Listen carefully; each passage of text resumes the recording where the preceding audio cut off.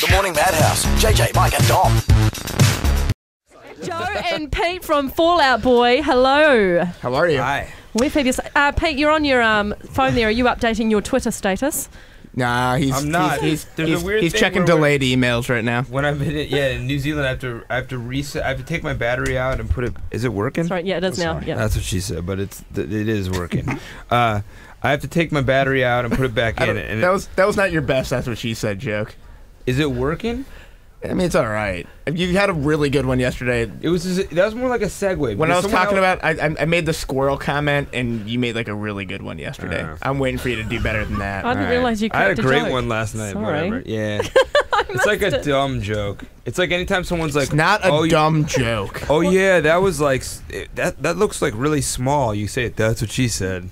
Well, that's, Like, oh man, like they do that on The Office. Yeah, like, hey, how was that? How was that flight? I was really hard and long, and it was like, oh, that's what she said. Dripped off from The Office, but we found very innovative ways to use it.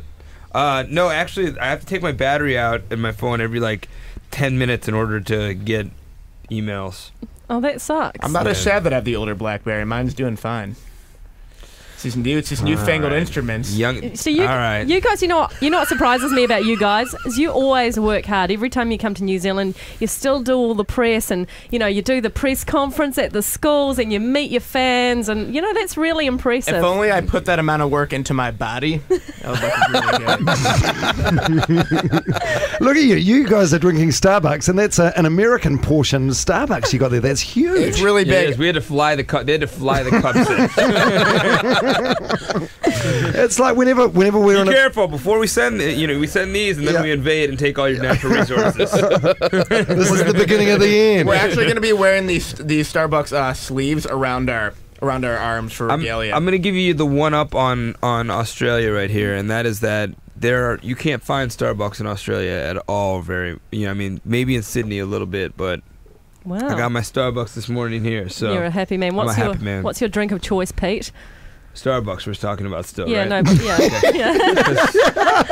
Are you a Frappuccino guy or what? Usually, I do kind of I'll just do soda, so it looks like I'm doing vodka soda. Give the lady I'm with a roofie colada, and we have a great. So when is this interview going to start? Because we're not recording any of this, right? Oh yeah. They start doing whiskey and coffee at Starbucks. Don't know if they do that here. Yeah. So you guys came in just a moment ago, and there's you came in with one of the largest African American men we've ever seen. Who is he? Is he security? Yeah, I mean he's gonna be super stoked that you said that, but we got bigger. Have you? That is what she said. Yeah, Marcus is pretty awesome. Sorry that was delayed. I had to belch. Every once in a while on a plane, like I misjudge how long the plane trip's gonna be, and I am just totally conked out. And he carries me out like I'm just like a suitcase, and declares me in customs. It's like, yeah, I have some live goods. I'm sorry. By the way, I could tell you were thinking how to say that one. You were thinking that one out because there could have been a "that's what she said" joke. I did. There. I think it out. I don't want to get. You don't want to get. I don't want to get boom roasted. Boom roasted. Yeah. So how bad is the paparazzi and stuff for you guys? Do you actually need security? He's more like a terror for the 14-year-old girls. Yeah. Every once in a while we'll get like that chase happening, and it's like and he turns around and it's like silence. He goes, no way, back off, man. No way. Yeah. That's brilliant. But you get hassled a bit, Pete. See all you taking the piss out of the paps back home, the pictures on the internet of you with a paper plate and paper bag and stuff like that, which I find quite amusing. The envelope. I think, the envelope one not many people saw, which I was disappointed in because I put a lot of work into that one. That was a good one. What was on the front of that envelope again? Who's really gay in Hollywood? Yes, that was brilliant. That one even I could appreciate. That was very funny. And I went. I have a. This is so it won't matter at all. I have like, if you can tell, I have like a totally messed up. Oh, you've got a bent finger. Yeah, that's and I've really had it odd. for like 3 weeks, and so I went into the doctor to get it checked out, and then it said I left and it said I had an envelope that said STD results do not share with anyone. I thought it was a blast. So, has your finger got chlamydia? I don't know what it has. That looks really munted. All I know is we started the tour in Mexico, and before we went there, it's really gross. Please keep it. It's too close. It's too close to me right now. Put me on the highest level of antibiotics you could be on, and said, "Don't go see a doctor anywhere else. You gotta take whatever. It doesn't matter." But the whole the paparazzi thing is, it's like, it's really, I don't mind goofing around when it's just me or it's me and a buddy. Like, like me and John Mayer have done a couple things that are funny because that guy is just miles ahead of everyone with humor. But when it's my kid or it's my wife, it's a different story. That's like when it gets dangerous and weird, and I don't like that. But for the most part, if they're nice, I'm a nice guy. I don't really care. Ashley would be used to it though, wouldn't she?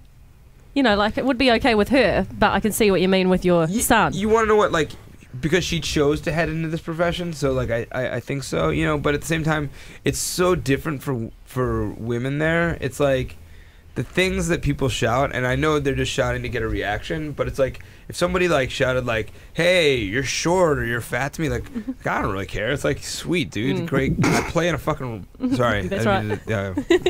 Drop it.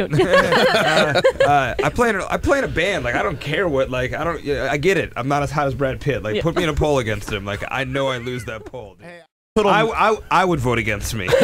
I'm just I'm doing my space out around the room. I have a narcissistic non sequitur. Is my name so long, Joe, that it has to be spelled Jo? What? On there, you see, Mad 09, Pete, and Joe. It's like my name's Joanne. Where? Oh yeah, where's the A? Come on, spell check. Sorry, we didn't run shortchange it. No, I've never seen my name typoed, considering it's like the Cup of Joe. No, I can't Joe even name. see that. Where are you looking? Yeah.